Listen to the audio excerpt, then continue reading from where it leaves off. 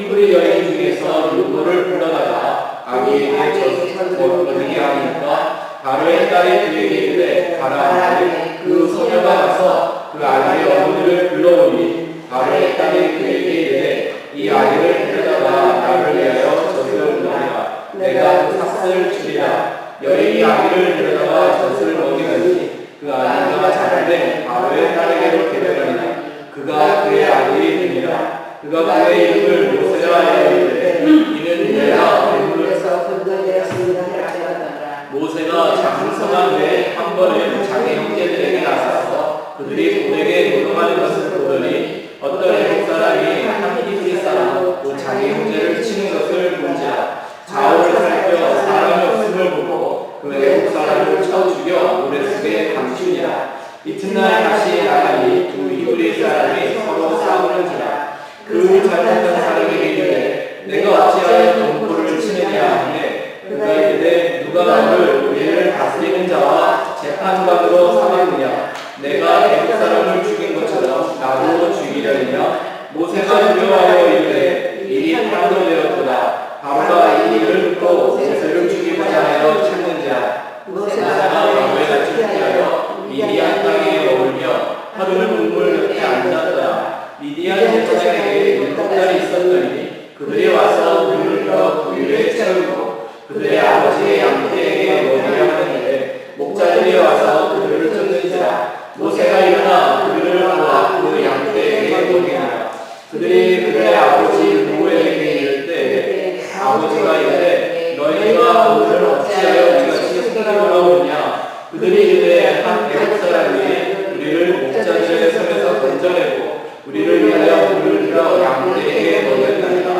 아버지가 딸들에게 이르되 그 사람이 어디에 있느냐. 너희가 어찌하여 그 사람을 먹여가고 왔느냐. 그를 청하여 음식을 내놔라 하였더라. 모세가 그와 동거하기를 기뻐하되 그가 그의 딸 시므라를 모세에게 주었더니 그가 아들을 낳으매 모세가 그의 이름을 게르솜이라 하여 이르되 내가 한국에서 남자가 되었습니다 하였더라. 여러분의 후에 애굽 왕은 죽었고 이스라엘 자손은 고된 노동으로 말미암아 산식하며 부르짖으니 그 고된 노동으로 말미암아 부르짖는 소리가 하나님께 상달되니라. 하나님이 그들의 고통 소리를 들으시고 하나님이 아브라함과 이삭과 야곱에게 세운 그의 언약을 기억하사 하나님이 이스라엘 자손을 돌보셨고 하나님이 그들을 기억하셨더라. 아멘. 출애굽기의 말씀은 새 하늘과 새 땅을 향한 하나님의 구원의 섭리를 아주 큰 그림으로 이 출애굽기를 한 번만 읽어보면 그 구원의 섭리를 한눈에 볼 수 있는 큰 그림으로 우리에게 주시는 아주 귀한 말씀입니다. 성경은 구약부터 신약까지 창세기부터 계시록까지 다 예수 그리스도의 십자가로 구원받는 그 영원한 진리만을 선포하고 있다는 것을 우리가 성경을 보면서 계속 깨달을 수가 있게 되죠. 다들 그렇게 말을 하는데 성경을 일단 열어서 보면 그렇게 안 보는 것 같은 일들이 참 많습니다. 성경은 다 예수님이 주인공이라고 말하는데 그 성경을 열어서 말할 때 보면 예수님이 주인공이 아닌 얘기들이 너무나 많습니다. 내가 주인공이 될 때가 많고 인간이 처해 있는 어떤 한 상황이 한 필요가 그 욕구가 주인공이 될 때가 더 많다라는 걸 우리가 잘 볼 수 있죠. 그걸 어떻게 우리가 생각해 볼 수 있냐면 오늘날 그리스도인들이 정말 성경을 통해 예수와 십자가의 구원만을 보고 있다면 이토록 기독교와 그리스도인들이 교인들이 세상에 목매며 살고 있지 않을 겁니다. 그렇죠? 이런 얘기를 해서 세다고 그러나 세상이라는 게 그저 우리 눈에 보이는 비도덕적이고 혹은 불의하고 병들고 타락한 이런 세상만을 말하지는 않죠. 그런 세상은 사실 하나님에게 별로 중요한 게 아닙니다. 왜냐하면 우리가 전에도 늘 그림을 그려서 봤던 것처럼 이 세상은 하나님이 구원을 하기 위해 시험장으로 만들어 놓은 세상이기 때문에 세상은 그렇게 갈 수밖에 없습니다. 그리고 이 모든 역사는 누가 주관하고 계세요? 하나님이 주관하고 계세요. 하나님이 이런 모든 백그라운드를, 이 배경을 만들어 놓으시고 그 안에서 하나님을 믿고 나오는 그 사람들을 구원하시는 것이 하나님의 섭리인 것입니다. 그래서 눈에 보이는 이런 세상보다 하나님이 우리로 하여금 구원받기를 원하시는 세상이 있는데 그게 바로 나라는 세상입니다. 바로 자아죠, 자아. 사실 내 밖에 있는 세상이 나를 죽이는 게 아닙니다. 내 밖에 있는 세상의 권세나 세상의 힘이 나를 죽이는 게 아니라 그 죄가 나를 죽이는 게 아니라 어디 안에 있는? 내 안에 있는, 자기 안에 있는 그 죄와 사망의 권세가 인생을 멸망으로 끌고 가는 겁니다.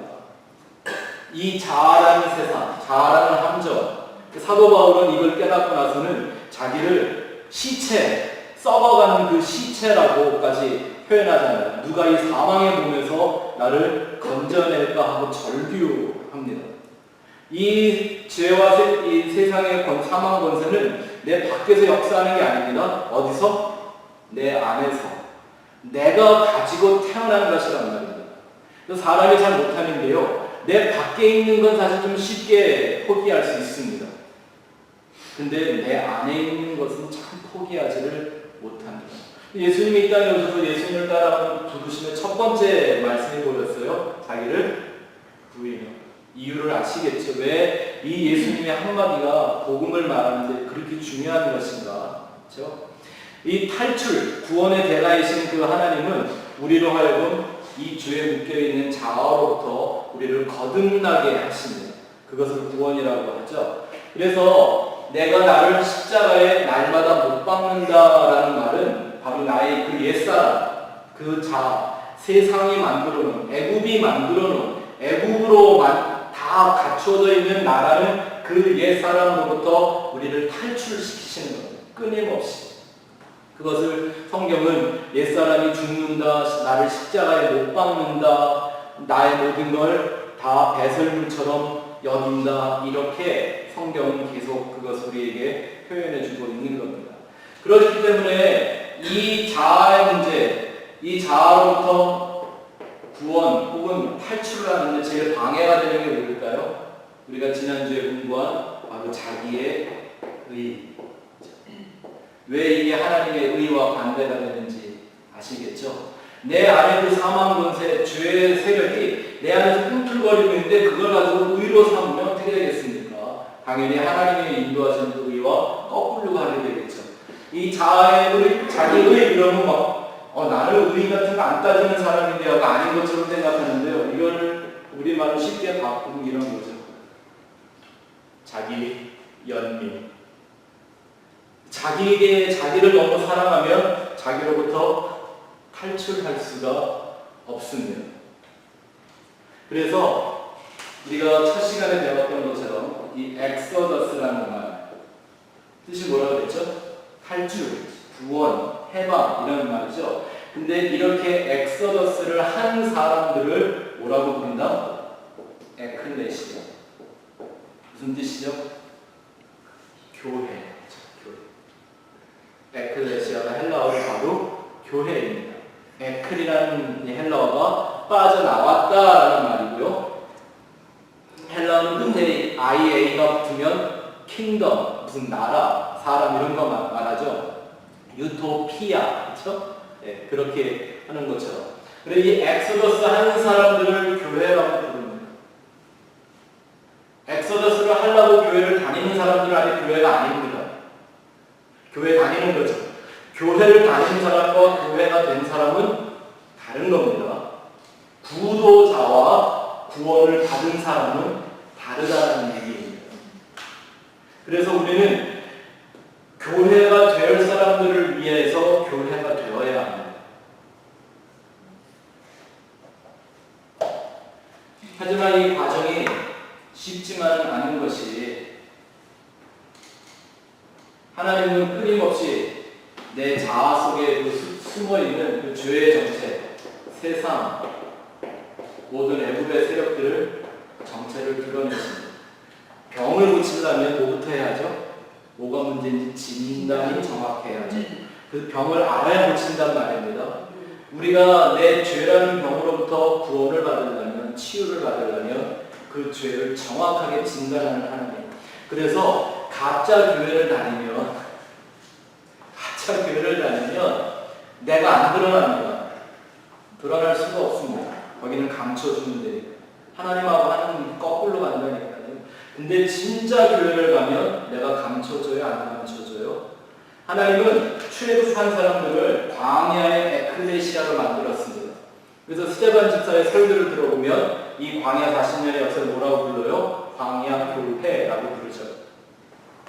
그래서 그 안에서 하나님 하신 일이 뭐예요? 이 사람들이 갖고 있던 그 애굽의 정체를 다 드러내는 불만과 불평을 통해서 나타나게 되었을 때 하나님은 그 하나하나를 통하여 그들로 하여금 너희들이 빠져나와야 될, 탈출해야 될, 해방되어야 될, 구원받아야 될 죄가 뭔지를 정확하게 하나님이 보여주시죠. 그것이 바로 우리가 1장에서 공부한 구원의 하나님의 섭리입니다. 오늘은 2장에서는 이제 언약의 하나님에 대한 얘기를 좀 하려고 합니다. 이스라엘의 출애굽은 어쩌다가 그냥 또 시간이 흘러보니까 만들어진 그런 역사가 아니라 하나님이 이미 오래전부터, 아니 창세 이전부터 결정하시고 예정하셨고 그것을 언약으로 주셔서 이스라엘에게 이루어지게 하신 것입니다. 오늘 읽었던 말씀 24절을 다시 한번 가서 볼까요? 24절 말씀, 2장 24절 같이 읽어보죠. 시작. 하나님이 그들의 고통소리를 들으시고 하나님이 아브라함과 이삭과 야곱에게 세운 그의 언약을 기억하사. 그다음 밑줄을 거놓으셔야죠. 이런 중요한 말씀에는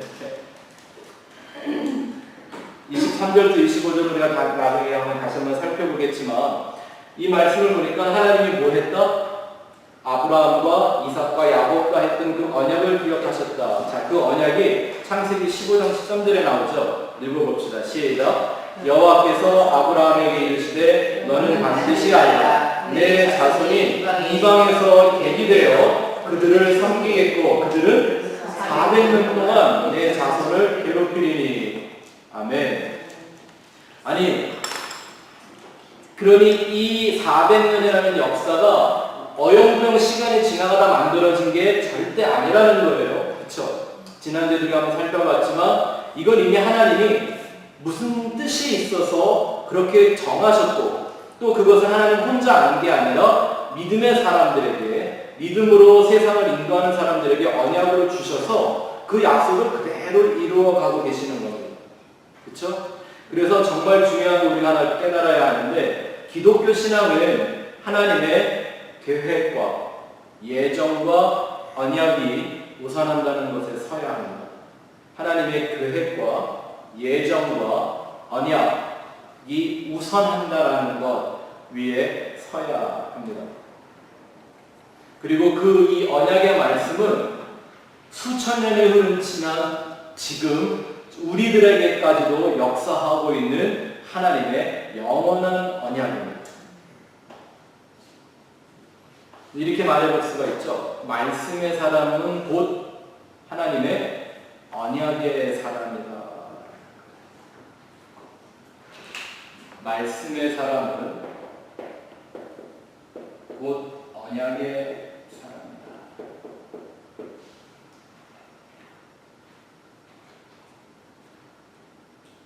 이스라엘의 출애굽이 있기 전에 하나님의 언약은 이미 정해졌고 사람이 이해할 수 없는 시간 속에서 하나님은 그 일을 쉬지 않고 계속해 오셨습니다.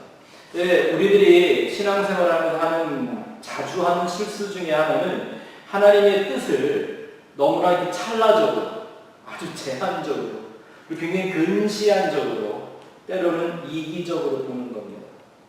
참 이런 실수 정말 많이 합니다. 그래서 예수 믿다가 보면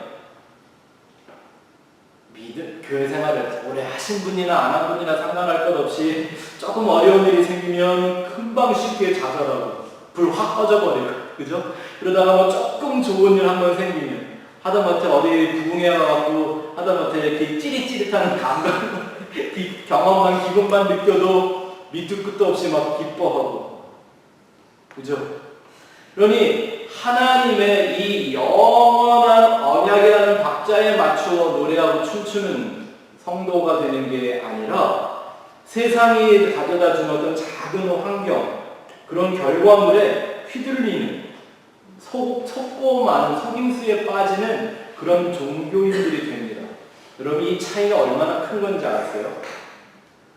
이렇게 세상이 우리에게 가져다 준 어떤 다양한 이런 환경들, 뭐 이런 상황들, 저런 상황들, 혹은 작건 크든 실패든 성공이든 이런 거에 따라 막 흔들리는 사람들의 특징이, 이게 어디서 나타나는 특징인지 아십니까?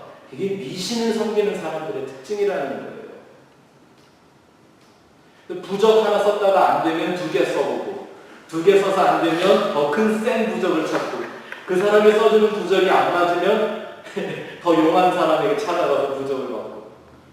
어떤 이런 형태가 죄에 어디서 나타나는 거냐면 우상을 섬기는 미신, 외적 이유가, 그 사람들의 믿음과 신앙의 중심은 영원한 언약에 있는 게 아니라 자기의 만족이 있기 때문에 흔들릴 수밖에 없어요. 그게 바로 하나님을 부르면서도 우상 숭배하는 사람들, 부처한테 절을 해서만이 아니라.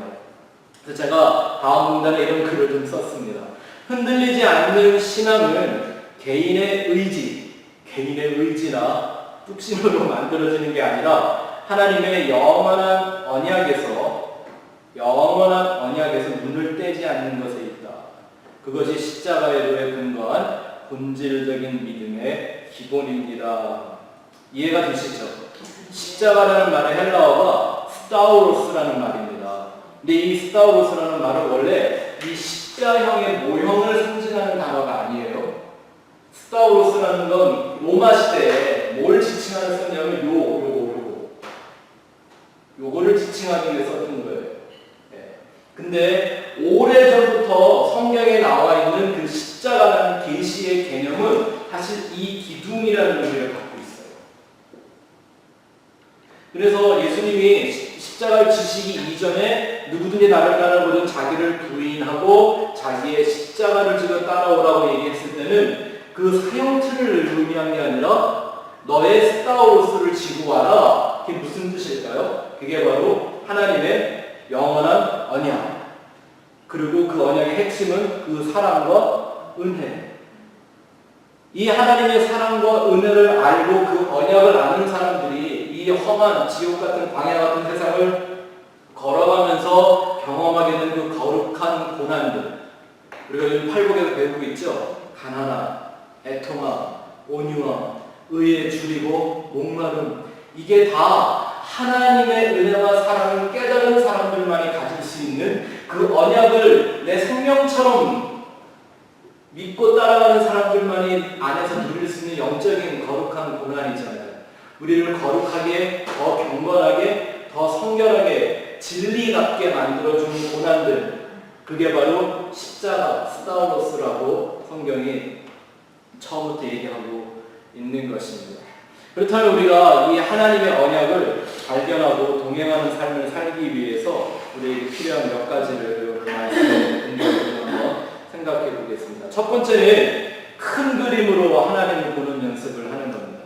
큰 그림으로. 오늘 우리가 읽었던 2장의 말씀은요, 여기서도 설교할 본문을 몇 개 뽑을 수가 있겠죠. 그렇죠? 네. 그 갈대상자라는 그 개념, 그죠? 그게 뭐예요? 갈대상자라고 했지만 원어를 보면 아르크예요. 노아의 방주라고 했던 그 방주라는 말하고 똑같은 말이에요. 아르크. 법궤. 그것도 똑같은 말이에요. 3개가. 단어, 똑같은 단어입니다. 뭐 또 여기 나오는 다양한 그런 얘기들. 예를 들어 너무 재밌는 게 모세의 누나 이름이 뭐죠? 근데 다 미리 알고 좀 쫓아갔잖아요. 미리암. 예, 마치 모세가 바로의 공주의 딸에 들려 올라갈 걸 알고 따라온 것처럼 미리. 아니, 제가 한 말이고요. 성경에 나와 있는 말은 아닌데 제가 이렇게 생각을 하는. 뭐 어쨌든 다양한 해석을 설교를 품을 수면 제가 그렇게 안 하고 한 번에 보여주는 이유가 뭐냐면요. 우리가 이렇게 하나님이 하시는 일을 하나하나의 작은 사건으로만 보지 말고, 그러다 보면요, 어떤 스토리와 어떤 스토리가 연결이 안 되고 이해가 안 되고 납득이 안 되는 일들이 참 많아요. 우리 인생에 나타나는 일들도 마찬가지예요. 어떤 건 이해가 되는데 어떤 건 이해가 안 되고, 그렇죠? 어떤 건 감사한데 어떤 건 감사가 안 되고요. 뭐 여러 가지 것들이. 그런데 이 하나님이 하시는 일을 큰 그림으로, 하나의 그림으로, 통으로 볼 수 있어야 된다는 거예요. 그래야 우리는 흔들리지 않는 말씀의 사람, 언약의 사람이 되는 거죠. 자, 보세요. 모세가 3장 넘어가기 전에 몇 살이 됐죠? 80년을 살았단 말입니다. 80세에 떨기나무에 붙은 그 불에 불로 인하신 하나님을 만났으니까. 근데 모세의 80년의 인생을 단 한 장에 25절에 다 집어넣었어요. 이게 아주 굉장한 중요한 의미가 이 안에 담겨 있습니다. 뭘 볼 수 있냐면요, 인생을 보는 하나님의 관점을 볼 수가 있는 거죠. 그렇죠? 자, 보세요. 저는 모세가 하나님 앞에 이 모세오경을 감동을 받아 기록할 때 어땠을까 2장을 쓰면서 그런 생각을 혼자 해봤어요. 아니, 내가 80년 산 걸 이렇게 그냥 25줄 짧은 말에 이렇게 써도 되나 이거? 네? 보세요. 모세가 처음 40년을 지내온 그게 얼마나 놀라워요. 막 강에서 막 구원을 받고 막 바로의 공주가 되고요. 40년 동안 애굽에서 왕자가 돼서 온갖 호의호식을 또 한 남자가 40년을 사는 날 동안 뭔 일이 없었겠어요. 그죠? 모세도 사춘기가 있었을 거고요. 첫사랑이 있었을 거고요. 네? 별의별 일들이 다 있었을 거예요. 최고의 부와 명예와 환경을 누리던 시간, 얼마나 많은 다양한 사건들이 있었을 텐데 하나님은 거기에 관심을 보이지 않으세요. 그렇죠? 애굽이 만들어 놓은 모세의 모습에는 하나님이 전혀 관심이 없으시더라는 거예요. 이제 40살이 되었을 때 위기가 찾아오죠. 살인자가 됐습니다. 애굽을 떠나 미디안 광야의 나그네로 살아가고, 보세요. 왕자가 목동이 되는 게 얼마나 어려웠겠어요. 아마 우리 같았으면 요거 한 얘기만 하고 2박 3일 간증할 거예요, 아마. 근데 그런 것도 없어요. 그리고요, 거기 가서 결혼도 해요. 남자가 자식을 낳아요. 사실 이런 얘기들은요, 세상에서 좋은 환경에서 살고 열심히 해서 성공하고 일하고 존경받고 명예가 생기고 혹은 결혼하고 애 낳고 이러는 거 우리 인생에 굉장히 중요한 일이라고 생각하지 않아요? 그게 인생에 다 같이 느껴지지 않느냐고요. 사람들이 그거 위해서 막 하나님 앞에 그냥 부르짖고 있지 않나요? 근데 하나님은 그 일들에 대해서는요, 그냥 이렇게 쑥 대충 지나가 버리세요. 우리는 마치 나에겐 전부인 양 생각하는 것에 하나님이 가치를 부여하지 않는다는 거죠. 왜냐하면 모세를 향한 우리 하나님의 계획과 그 목적은요, 애굽도 아니고 세상에서의 성공도 아니고 심지어는 모세의 가족도 아니었어요. 1차적인 하나님의 궁극적인 목적은 안 중요하다는 게 아니라 하나님의 목적은 거기에 있는 게 아니었어요. 인생을 살기 위해 필요하고 필수적인 일이었지만 하나님에게는 궁극적인 일들이 아니었단 말입니다. 그래서 이런 일이 어디서도 또 반복되냐 하면 예수님이 제자를 부르실 때 똑같아요. 자기의 직업을 포기하지 않고는 못 따라오게 됐어요. 예를 들어 내가 새벽에 나가서 점심때까지 고기 잡고 오후에 나와서 예수님 따라다니면 안 됩니까? 이런 거 허락 안 하셨어요. 아버지 장례를 좀 지내야 할 텐데 그것도 허락하지 않으셨어요. 그리고 하시는 말씀이 나보다 자기의 어미나 형제를 더 사랑하는 자는 나에게 합당하지 않다. 이러면서 인간이 그렇게 중요하게 생각했던 것들에게 대하여 하나님은 의도적으로 관심을 안 보여주시는 거예요. 우리는 그런 것 때문에 참 방황 많이 하죠. 왜? 인간들이 또 그런 것만 또 잘하고 이렇게 그리고 신약에서 또 자기 가족들을 돌보지 않으면 악하다고 있어요. 네, 근데 그건 다른 컨텍스트에 구원에 관한 얘기를 할 때요. 그렇죠? 구원에 관한 얘기를 할 때 나오는 거고요. 네.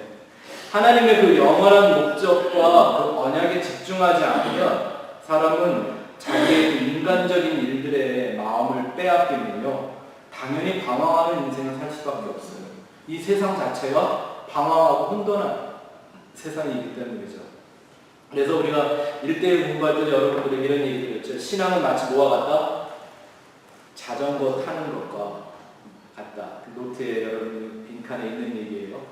신앙은 자전거를 타는 것과 같다. 자전거가 어때요?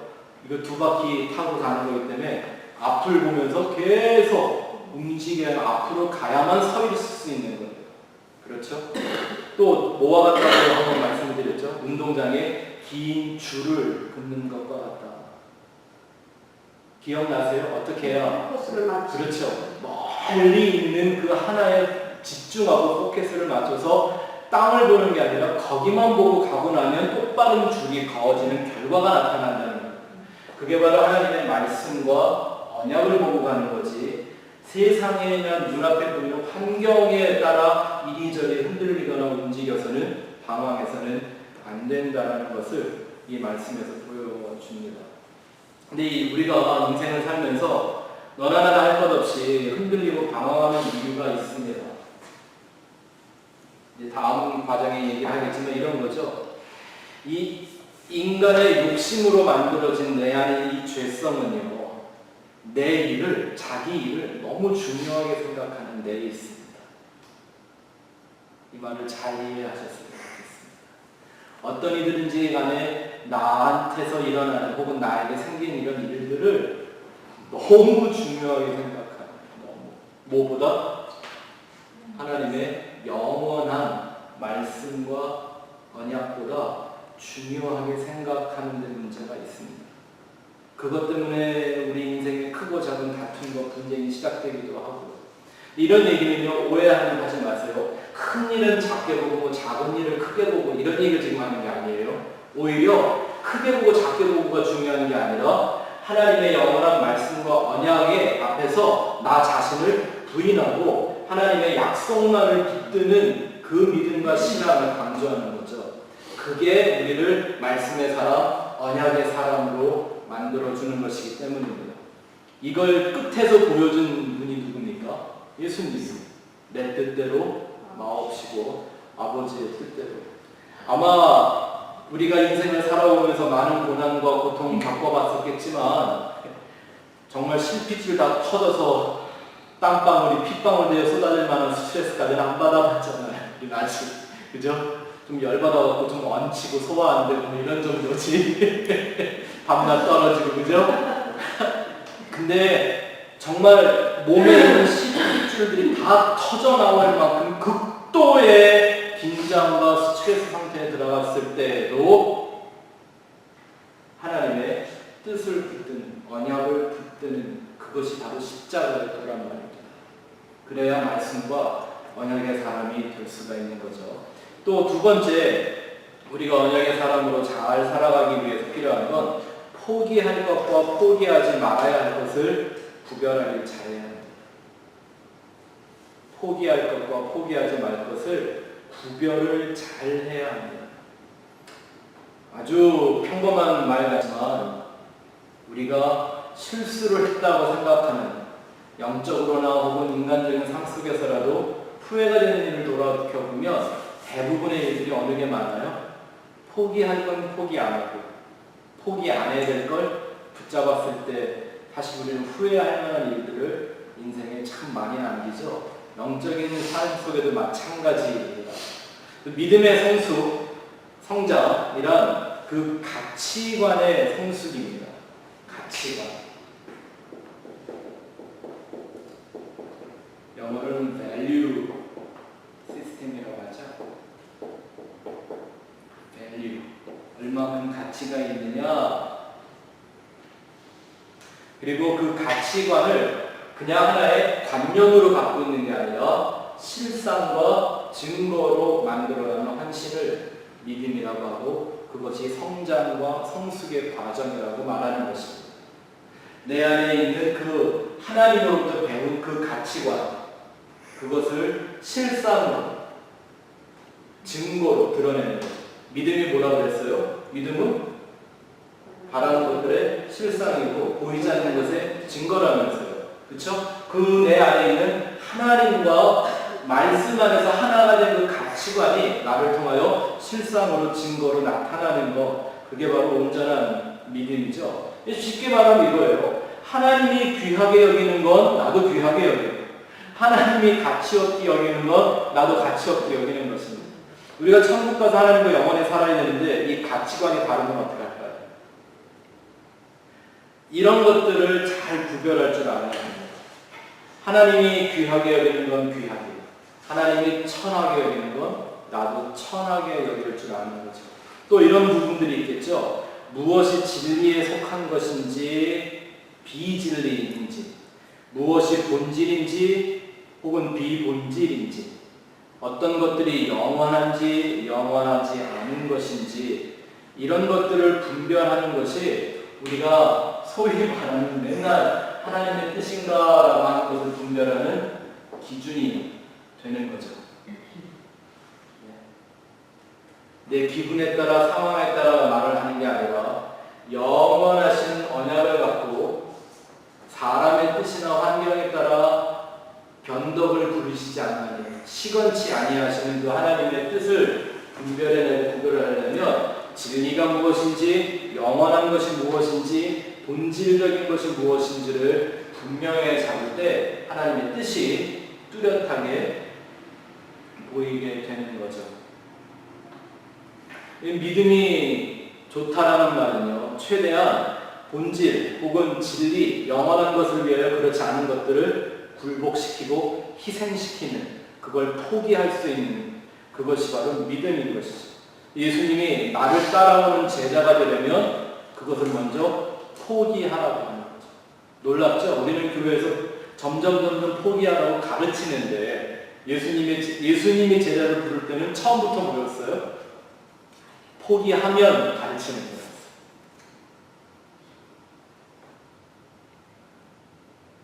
그래서 저희 교회가 그런 문턱을 좀 가졌으면 좋겠는 거예요.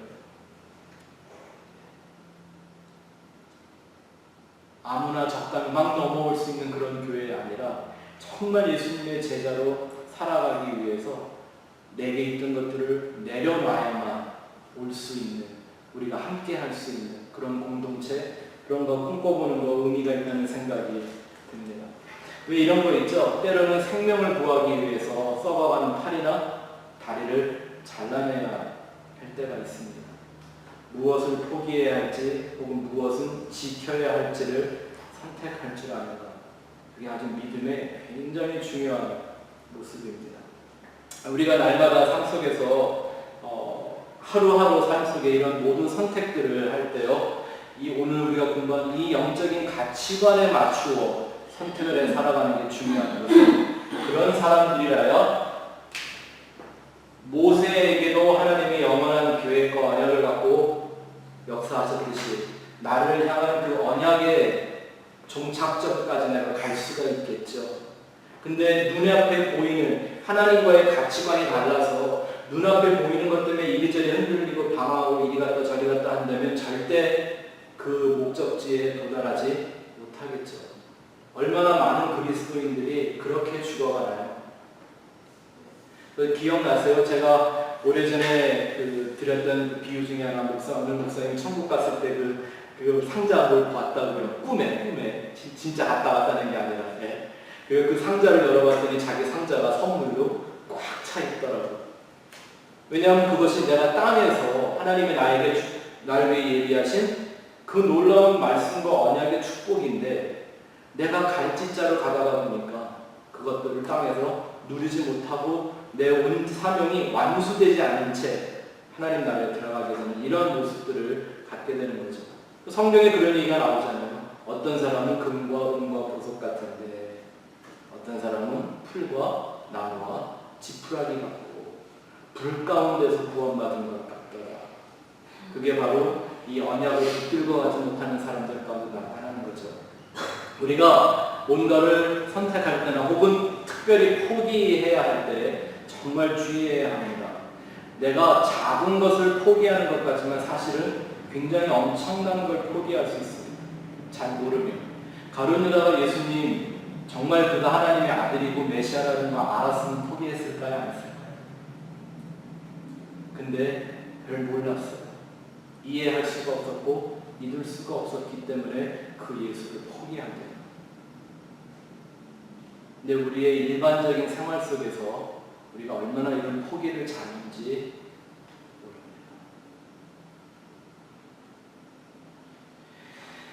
모릅니다. 하나님의 그 뜻이 펼쳐질 때는요, 우리는 사실 그거 다 잘 알고 가지 못합니다.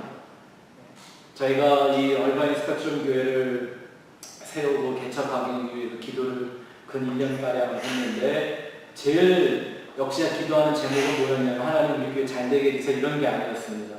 하나님 무엇 때문에 이 교회를 원하십니까? 왜 나를 부르셨습니까? 왜 그래요? 그 언약을 따라가는 거예요. 이 상황이나 현실이나 우리에게 주어져 있는 어떤 그런 일들을 따라가는 게 아니라 하나님에게 우리에게 주신 그 경주를 하는 거죠. 문제는 우리 너무 조급한 꿈을 꾸잖아요. 모세도 몇 살 때 부르심을 받았어요? 좋은 세월 그냥 여기 25절이라는 짧은 페이지 안에 그의 80년 남자로서 최고의 인생을 싹 다 그냥 보내버리신 하나님이에요.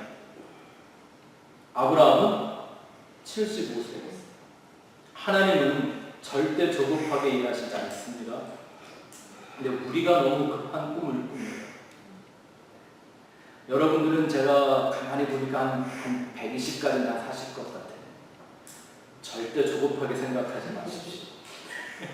주님 오시는 그날까지 살아계실 것 같아요. 보니까 절대 조급한 꿈을 꿀지 마시고 하루하루 가야 합니다. 그래서 그 다음 날에 한번 보죠. 믿음은 단거리 경주가 아니라 장거리 경주라는 걸 저 역시 목회를 해보면서 계속 느낍니다. 우리가 무엇을 생각하고 계획하고 하나님의 나라를 헌신한다고 할 때요, 절대 단거리로 가면 안 됩니다. 장거리라는 걸 생각하고 가야 합니다. 우리는 하나하나의 그림을 보지만 하나님은 처음부터 끝까지 하나의 큰 그림으로 움직이고 계신 하나님이기 때문입니다. 그래서 오늘 여러분들에게 드린 그 CD는 지난 주일날 CD가 아니고요. 제가 한 7, 8년 전에 했던 버림과 사모함이라는 베드로전서 2장 1절에 대한 말씀인데요. 이걸 한번 들어보시면 우리 인생에서 무엇을 버려야 하고 무엇을 사모해야 하며 살아야 하는지를 여러분 좀 더 구체적으로 들으실 수 있을 겁니다. 자, 세 번째 한번 가서 보죠. 또 우리가 언약의 하나님을 삶 속에서 잘 만나며 경험하며 살아가기 위해서 우리가 깨달아야 하는 것. 세 번째, 하나님의 영원한 계획은 너무 다 맞는 건데. 버림과 사모함. 버 버림과 사모함. 베드로전서 2장 1절에 보면 거기 뭐라고 나와 있습니까? 그런 거. 버려야 할 것과 사모할 것이 뭔가를 정확하게 가르쳐 주죠. 읽고 가볼까요? 시작. 그러므로 모든 악법과 모든 기만과 외식과 시기와 모든 비방하는 말을 버리고 갓난아기들과 같이 순전하고 신령한 것을 사모하라. 이는 그로 말미암아 너희로 구원에 이르도록 자라게 하려 합니다. 그래서 이 언약의 하나님과 같은 가치관을 가지고 살아가려면 우리 삶 속에 끊임없이 이루어져야 되는 훈련이 뭐예요? 버리는 것과 사모하는 것. 자, 세 번째, 하나님의 영원한 계획은 인간의 거룩한 의지와 오묘한 조화를 이루며 움직입니다. 말을 잘 이해해 주시면 좋겠습니다. 하나님의 영원한 계획은 인간의 거룩한 의지와 오묘하게 조화를 이루며 움직입니다. 이걸 쉽게 말하면 답을 예수님이 주신 답으로 말하면 먼저 그의 나라와 그의 의를 구하라. 그러면 하나님은 그들에게 하나님의 나라와 하나님의 의를 주신다라는 거죠. 이 얘기를 좀 우리가 삶 속에 좀 더 실감 있게 제가 풀어놓은 말이 바로 이 말입니다. 하나님의 영원한 그 계획은 내가 가지고 있는 거룩한 의지, 내가 뭐 선한 생각이나 뭐 이런 얘기를 하는 게 아니라 하나님을 닮은 그 거룩한 의지를 맞출 때 아주 오묘하게 조화를 이루며 움직여간다는 걸 우리는 오늘 2장의 말씀을 통해 볼 수 있습니다. 그쵸? 모세가 태어나요? 산파가 봤는데 무슨 애가 태어났으면 사실 잘생겨서 얼마나 잘생겼겠어요. 그죠? 근데 얘는 죽이면 안 될 만큼 잘생겼더래요. 좋은 핑계죠?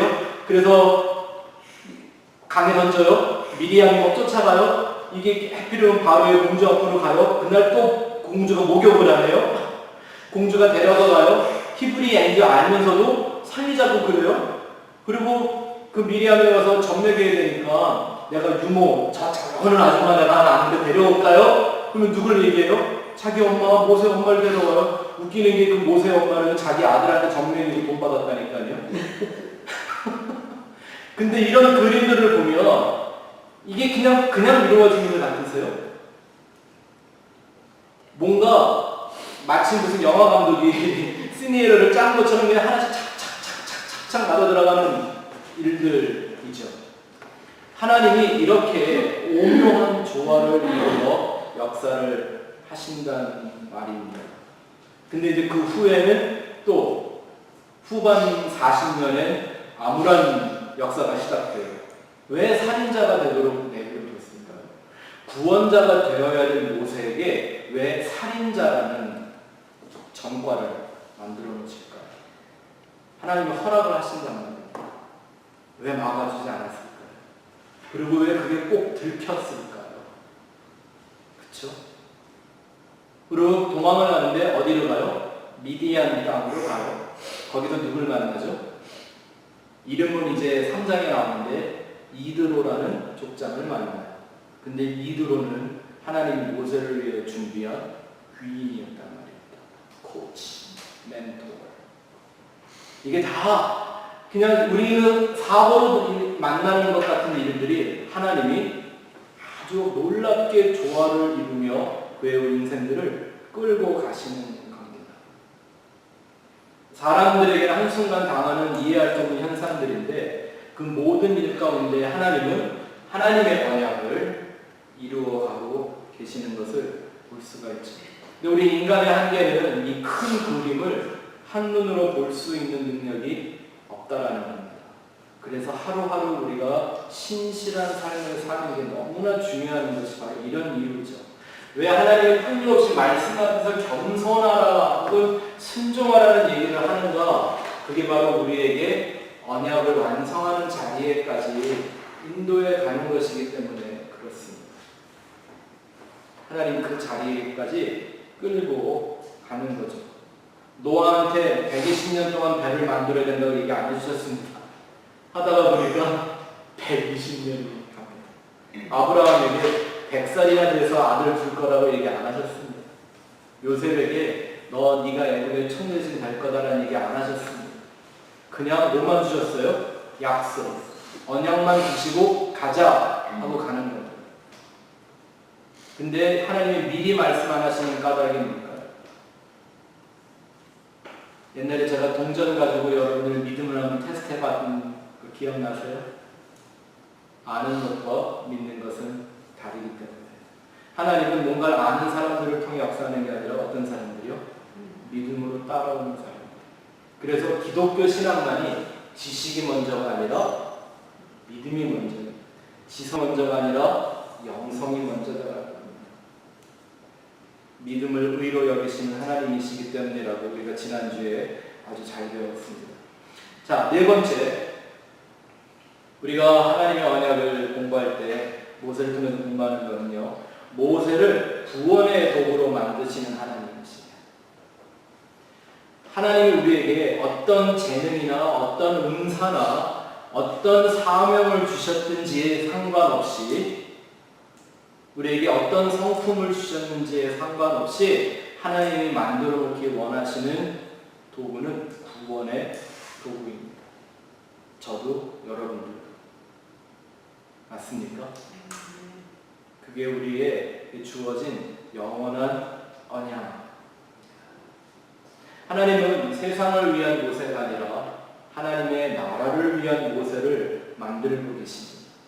80년 동안 하나님이 아무 일도 안 하신 것 같았으나 이 말씀을 보니까 하나님이 정하신 대로 다 된 거예요. 그쵸? 뭘 하신 거죠? 모세에게 하나님을 담을 수 있는 그릇을 만들었던 과정이라는 걸 우리가 여기서 분명하게 알 수 있습니다. 하나님의 형상을 담고 예수 그리스도의 그 형상을 덧입을 수 있는 사람으로 준비하시는 과정이 이 80년의 과정 가운데 이루어졌다라는 거죠. 여러분 이걸 하나 기억하시기 바랍니다. 구약의 성도들은 어떻게 구원받았죠?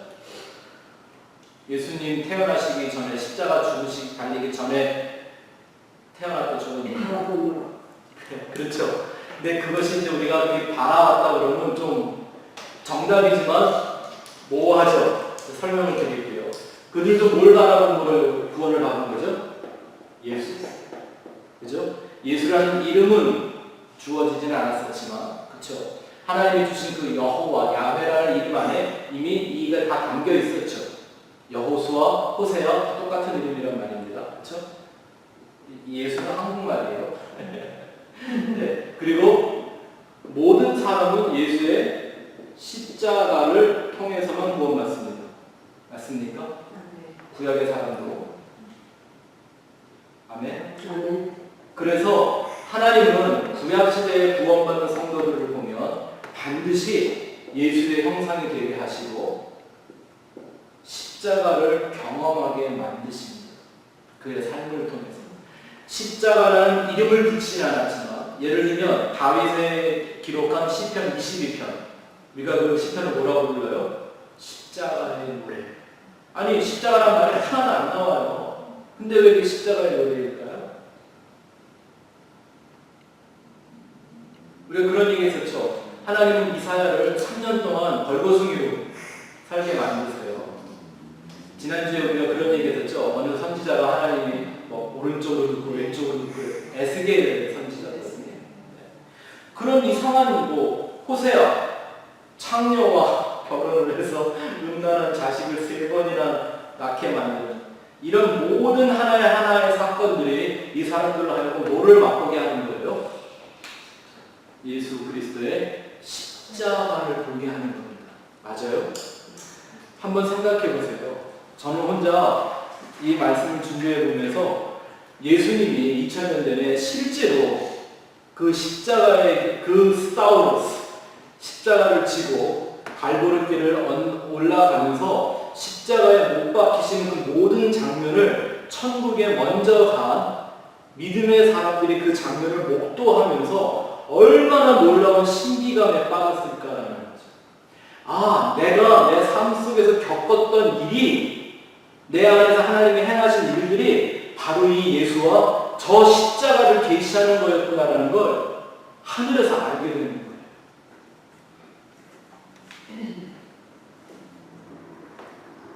신기해요? 나만 신기한 것 같아. 네. 하나님은 그래서 구약에도 역시 마찬가지고 신약에도 마찬가지입니다. 이 단어가 안 써 있을 뿐이지 그 사람들로 하여금 그들에게 예수의 형상으로 옷 입히고 그래서 구약의 모든 믿음의 사람들은 뭐를 모형으로 보여줘요? 예수 그리스도를 모형으로 보여줘요. 입은 그냥 제3번 드리고 돌에 맞은 죽은 아벨. 이해가 되시죠? 그것도 뭘 보여주는 거예요? 아벨의 십자가입니다. 모든 그 성경에 나와 있는 복음과 구속을 말하는 사건들은 이 예수와 십자가를 통해 이루어집니다. 하나님은 크고 작은 일들을 통해서 모세를 지금 어떻게 하고 계세요? 예수로 옷 입히시기 위하여 그로 하여금 십자가를 경험하게 하세요. 그게 뭐라고 나와 있냐면요. 자, 성경을 돌아가서 한번 보시죠. 23절 말씀. 22절 말씀 한번 읽어보죠. 시작. 그가 아들을 낳으니 모세가 그의 이름을 게르솜이라 하여 내가 하국에서 아들이가 되었습니다. 무슨 아들의 이름을 이렇게 줘요? 그렇죠? 아니 기껏해서 와가지고 십보라라는 아내를 얻어서 그 족장의 딸과 결혼을 했는데 아들의 이름을 왕건 뭐 이런 거를 줘야지 내가 타국에서 나그네가 된다. 뭘 아는 거죠? 십자가가 뭔지를 그가 충분히 경험을 하는 삶을 살아서 이 세상은 내 집이 아니다라는 것, 나그네라는 것을 그가 다 깨닫기를 시작하는 것입니다. 하나님은 이렇게 모든 사람을 만들어 가시는 그 언약을 성취하시는 하나님의 열정을요 누구도 막을 수 없습니다. 그러나 오늘에 우리가 정말 주의 깊게 관찰해야 될 것은 이런 거죠. 하나님은 급하지 않게 서두르지 않고 모든 것을 one at a time, step by step 정확하게 일을 하십니다. 쉽게 말하면 이런 거죠. 하나님은 절대 모래 위에 집을 짓지 않으십니다. 모래 위에 우리가 집을 져놓으면 하나님이 와서 허물어 버리십니다. 그리고 하나님이 그거 되게 좋아하십니다. 바벨탑도 허무시면서 하나님이 웃었다고 그랬습니다. 그러니까 내가 내 안에 만들어 놓는 하나님의 말씀과 예수와 십자가로 지어지지 않은 것들은요 하나님이 때가 되면 그냥 와르르 무너뜨립니다. 그래서 기억하십시오. 공든탑은 꼭 무너집니다. 우리나라 그런 거 있죠? 이게 세계 무슨 10대, 10대 사고 중에 하나가 삼풍백화점이에요. 네? 이유가 뭐였죠? 부실공사.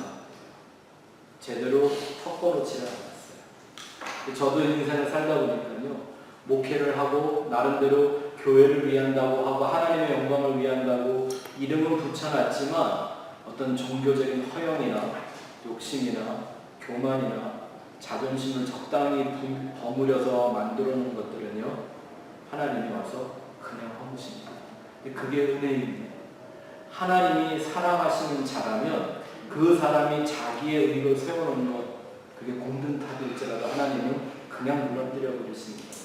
십자가로 허무시고 십자가로 다시 세우십니다. 이게 에베소서의 주제잖아요. 그렇죠? 하나님은 우리가 전능하시다고 얘기합니다. 전능하시다.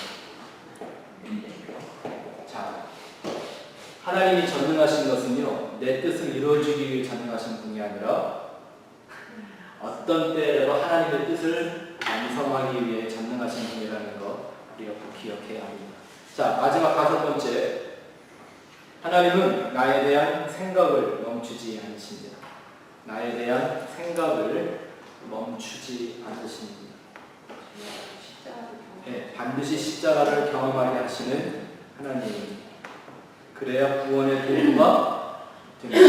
왜냐하면 여러분 이거 조심해야 합니다. 그냥 우리가 무조건 어디 가서 예수 믿고 천국 갑시다. 이거는 전도가 아니에요.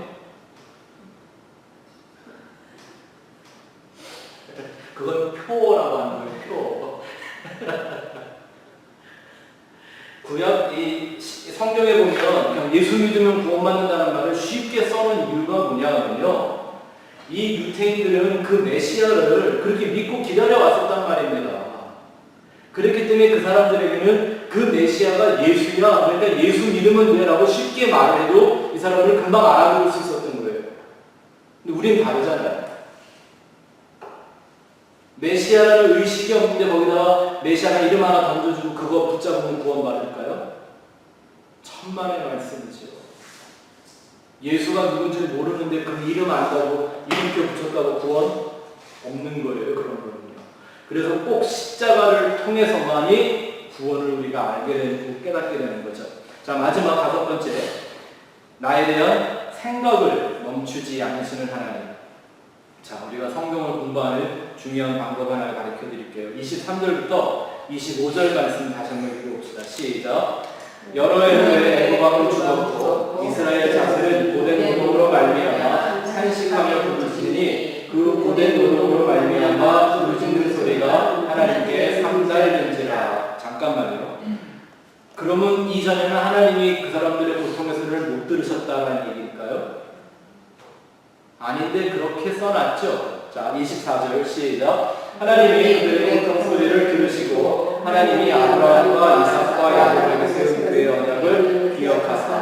이 얘기는 400년 동안 하나님이 까먹고 계셨었다는 얘기인가요? 아니죠. 네, 25절 시작. 하나님이 이스라엘 자손을 돌보셨고 하나님이 그들을 기억하셨더라. Finally? 아니요. From the beginning. 제가 뭘 얘기하려고 하는지 아시겠죠?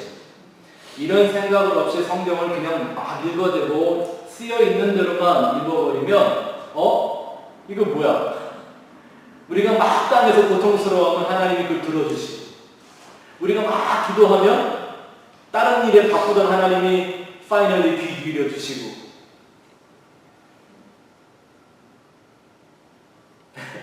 이런 기복주의 많이 들으셨죠? 그런 거 아니라니까요.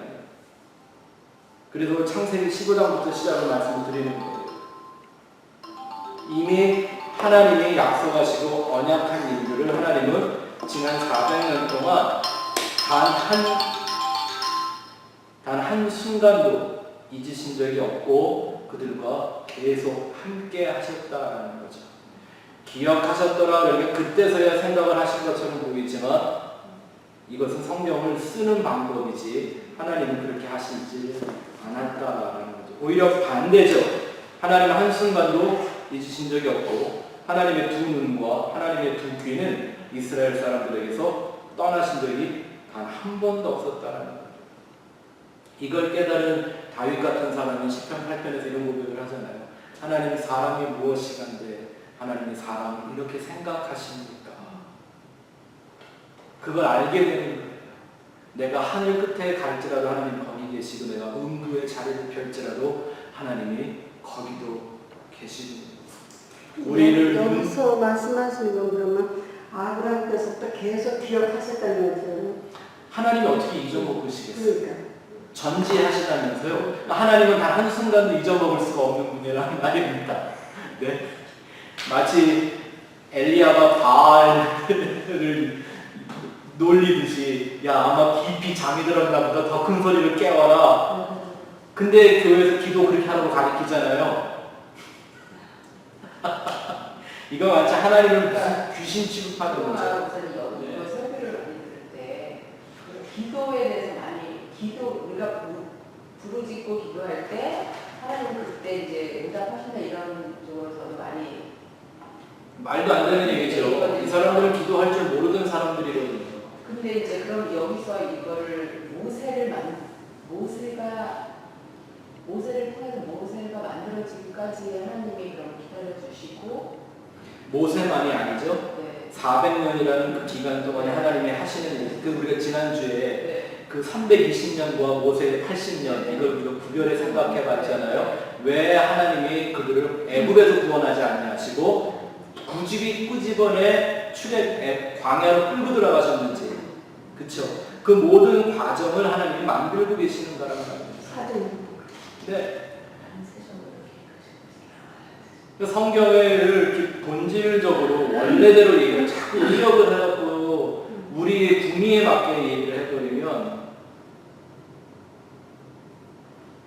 저는 이해할 수 없는 게 하나님을 하나님대로 말하지 않고 하나님의 말씀의 역사가 일어난다? 그럼 다 가짜일 거예요. 그렇죠? 자, 보세요. 하나님이 그 백성들을 저와 여러분들을 바라볼 때 뭐같이 지키신다고요? 눈동자같이. 또 우리의 머리카락까지 세심과 되었다. 저와 여러분을 향한 우리 하나님의 그 영원한 생각은 멈추지 않습니다. 단 한순간.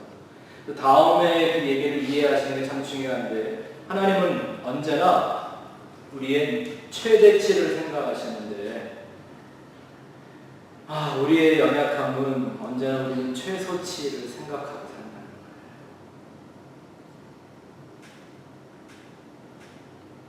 참 이상한 게 자기에 대해서는 과대평가하면서 하나님은 참 과소평가하고 사는 것 같아요. 여기에 나에 대한 생각이 하나님을 사랑하시고 사랑이라고 그 모든 것, 그렇죠? 하나님 안에 있는 모든 것, 그것이 생각을 하는 거죠. 우리가 그렇잖아요. 우리가 뭔가 하나 생각하면 내 안에 있는 모든 게 그걸 생각하는 거잖아요. 그렇죠? 나라는 존재가 거기에 집중한다라는 의미가 있는가 아닙니까? 그렇죠. 우리가 하나님의 언약을 이루어가는 사람들이 되려면 이런 내용들을 잘 생각해서 하나님이 원하시는 그 최대치에 나아갈 수 있는, 그걸 선택하고 붙잡고 갈 수 있는 구원의 도구가 되기 위해 하루하루를 살아가는 그런 삶이 우리에게 반드시 필요합니다. 아주 바울 서신 중에 제가 오늘 드렸던 이 말씀을 결론적으로 정리를 너무너무나 잘해놓은 구절이 있습니다. 그게 골로새서 3장 1절부터 10절인데요. 한번 같이 천천히 읽고 마치겠습니다. 시작. 그러므로 너희가 그리스도와 함께 살으심을 받았으면 위의 것을 찾으라. 거기는 그리스도께서 하나님 우편에 앉아 계시느니라. 위의 것을 생각하고 땅의 것을 생각하지 말라. 이는 너희가 죽었고 너희 생명이 그리스도와 함께 하나님 안에 감추어졌습니다. 우리 생명이신 그리스도께서 나타나실 때 너희도 그와 함께 영광 중에 나타나리라. 그러므로 땅에 있는 지체를 죽이라. 곧 음란과 부정과 사욕과 악한 정욕과 탐심이니 탐심은 우상 숭배니라. 이것들로 말미암아 하나님의 진노가 임하느니라. 너희도 전에 그 가운데 살 때에는 그 가운데서 행하였으나 이제는 너희가 모든 것을 벗어버리라. 곧 분란과 노여움과 악의와 비방과 너희 입에 부끄러운 말이라. 너희가 서로 거짓말을 하지 말라. 옛사람과 그 행위를 벗어버리고 새 사람을 입었으니 이는 자기를 창조하신 이의 형상을 따라 지식에까지 새롭게 하심을 이루는 자니라. 이 2장을 한번 이런 시각으로 공부하고 났더니 이렇게 어려웠던 골로새서 이런 말씀들이 그냥 한 번에 마음으로 들어오지 않으세요? 단어 하나하나가 살아서 막 내 안으로 들어오잖아요. 이게 성경이, 모든 성경은 같은 얘기를 하고 있는 그 진리의 흐름을 얻을 수 있었기 때문입니다. 저랑 여러분이 만나게 된 것도 하나님의 언약 가운데 있는 한 가지입니다. 우리는 앞으로 그 언약들을 계속 찾아가는 사람들이 될 겁니다. 그리고 이 스펙트럼 교회가 어떤 하나님의 언약을 이루어가는 교회가 될지 모르겠지만 우리는 계속 그것을 하나하나씩 발견해가는 말씀의 사람, 언약의 사람, 다 모세와 같은 그런 하나님의 일종의 분들이 되시기를 축원합니다. 기도합시다.